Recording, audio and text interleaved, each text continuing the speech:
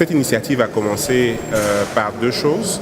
D'abord par une évaluation réelle des besoins des PME, tels que reportés par ces PME-là, qui a donné le chiffre de 3 475 milliards.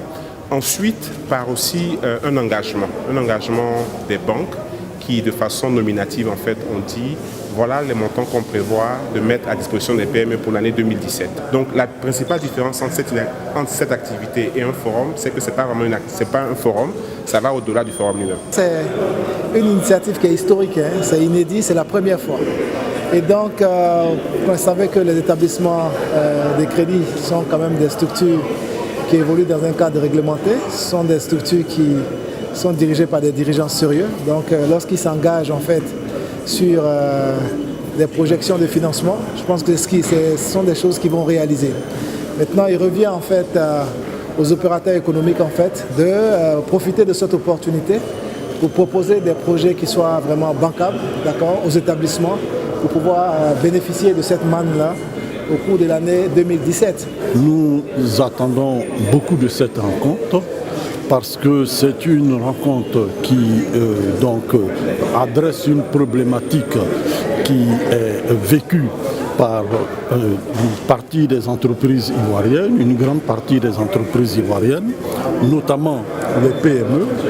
Et donc au niveau de la CGEC, même si nous ne sommes pas une institution de financement, mais nous représentons le secteur privé et nous sommes mieux placés que quiconque pour porter les préoccupations, les attentes du secteur privé aux structures et organismes de financement. C'est le rôle de la Confédération et c'est ce rôle qui a été très éloquemment mis en œuvre ce matin à travers la commission chargée du financement du secteur privé. Maintenant, au-delà de porter donc cette problématique, la CGEC également aura son rôle à jouer dans tout le processus de mise en œuvre. Vous avez entendu ce matin le diagnostic qui a souligné le besoin d'information, le besoin de formation qui est remonté de la part des PME. Et dans ce chapitre-là, l'organisation patronale jouera sa partition pour participer à l'éducation financière des membres. Et donc ce dossier continuera d'être porté par notre commission chargée du financement. Et nous sommes engagés dans une action pérenne de longue durée parce que donc, la commission chargée du financement du secteur privé a voulu concevoir ce projet, pas comme un projet ponctuel, mais un projet mesurable dans le temps pour permettre d'apprécier les résultats. Donc la CGEC est à l'initiative de ce projet et la CGEC jouera sa partition tout au long du processus pour répondre à cette problématique du financement de notre économie et en particulier du secteur des PME de la Côte d'Ivoire. Comme vous le savez, notre pays se veut émergent à l'horizon 2020. Et le président a donc décidé que pour aller à l'émergence, il faut une économie forte et que le moteur de notre croissance sera le secteur privé. Qui dit secteur privé sous notre optique dit PME. Or, il se trouve que ces PME-là n'ont pas suffisamment de ressources.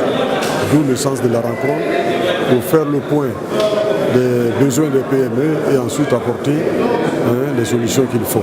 Je crois que c'est une initiative qu'il faut saluer parce qu'il s'agit pour les établissements de crédit de s'engager à apporter les financements nécessaires pour la promotion des petites et moyennes entreprises. Sur recommandation des chefs d'État de l'UEMOA, la Banque centrale a mis en place un dispositif pour accompagner justement le financement des petites et moyennes entreprises. Ce dispositif est animé par au moins 4 partenaires.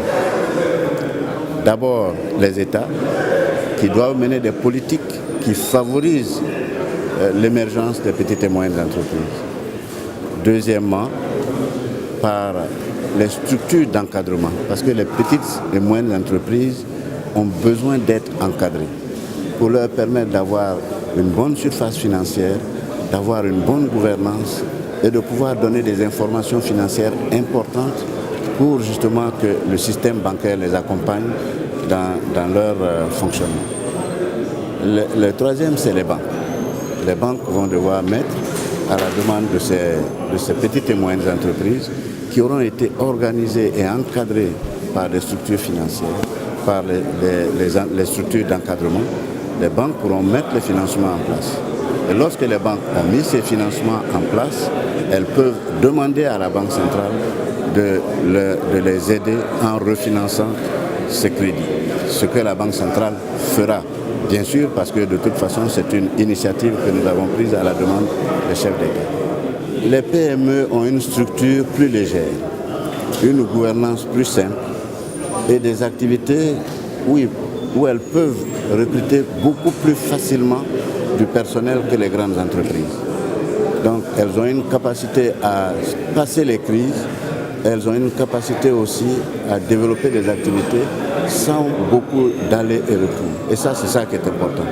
Donc plus elles offriront des emplois, plus elles contribueront à donner à des citoyens la possibilité de se prendre en charge.